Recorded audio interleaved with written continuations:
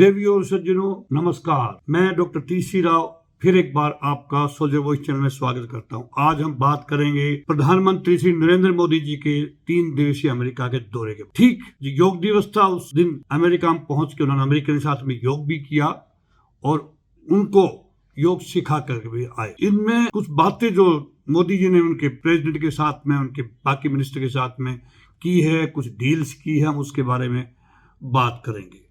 इस दौरान दोनों देशों के बीच कई बड़े समझौते भी हुए हैं, उन पे भी हम बात करेंगे। क्या हिंदुस्तान ने पाया, क्या हिंदुस्तान वहां प्रॉमिस करके आए। सबसे पहले में सेमीकंडक्टर प्लांट जो कि बहुत जरूरी था, रेलवे तकनीक, ड्रोन, जेट इंजन और स्पेस सेक्टर में डील शामिल है। बहुत इंपॉर्टेंट सेक्टर हमारे ये, जिनके बारे में बात करके आए हैं।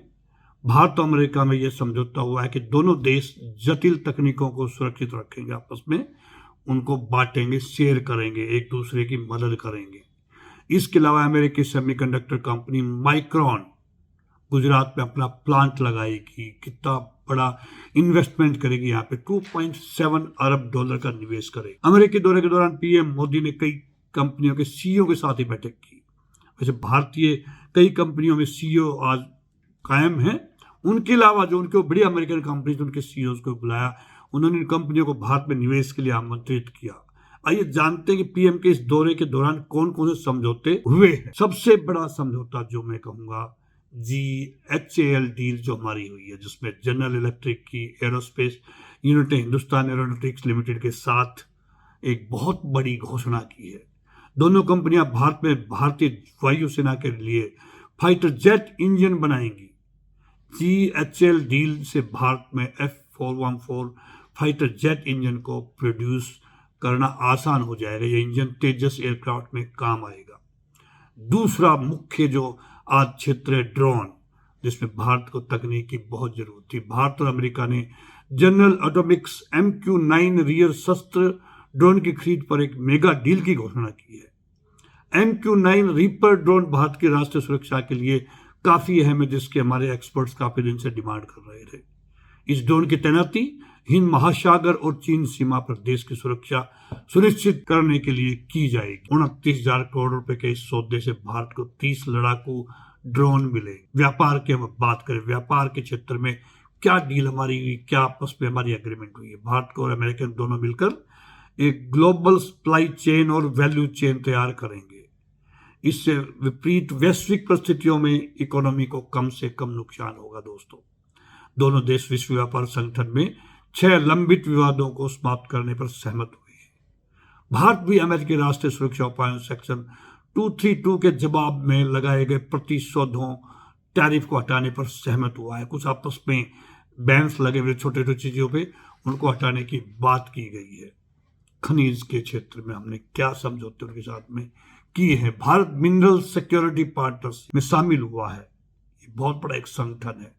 ये महत्वपूर्ण एनर्जी मिनरल सप्लाई चेन्स बनाने के लिए अमेरिका के नेतृत्व वाली साझेदारी है। भारत इसमें यूरोपीय संघ सहित 12 दूसरे पार्टनर देशों को ज्वाइन करेगा।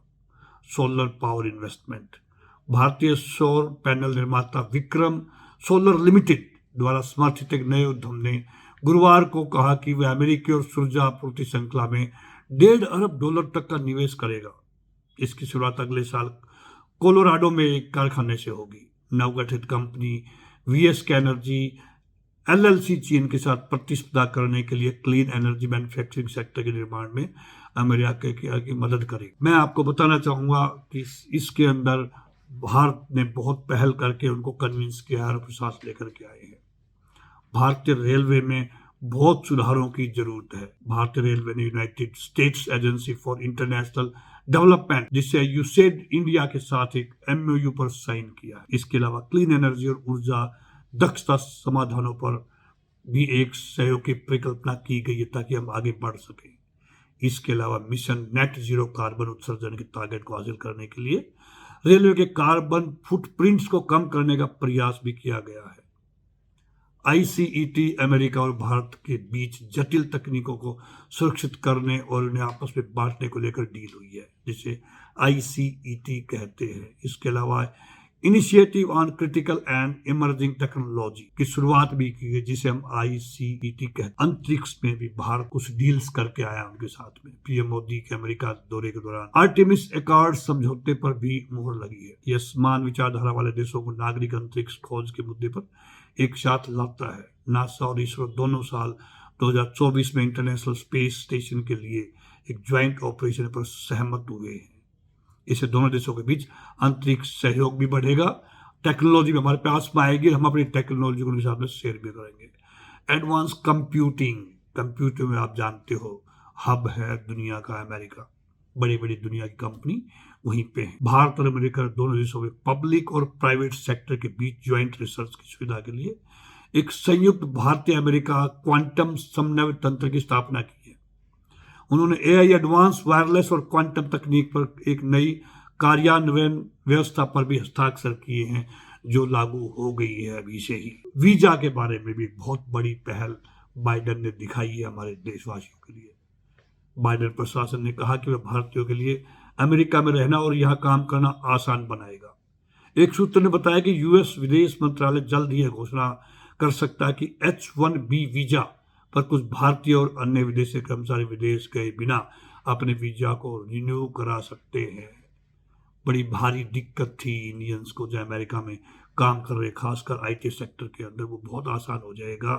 बाइडेन ने ये प्रॉमिस किया है। इसके अलावा बाइडेन और नरेंद्र मोदी का जो केमिस्ट्री देखने को मिला दोस्तों, जो अमेरिकन ने बाइडेन के साथ में मिलकर के जो डिनर वहां पे होस्ट किया, बाइडेन के लोगों ने, बाइडेन के कैबिनेट ने, उनके पार्लियामेंटेरियंस ने जिस तरह से नरेंद्र मोदी को स्टैंडिंग ओवेशन देके बार बार उनका स्वागत किया, उनका मनोबल बढ़ाया, उनकी बातों को पसंद किया, ये भारत 2023 का है दोस्तों। 2023 का भारत है, मोदी का भारत है। आज जितना मान सम्मान भारत को अंतर्राष्ट्रीय लेवल पे, चाहे अमेरिका हो चाहे रशिया, कोई भी हो, इन कंट्रीज में मिल रहा है, ये कभी हमने सोचा भी नहीं था।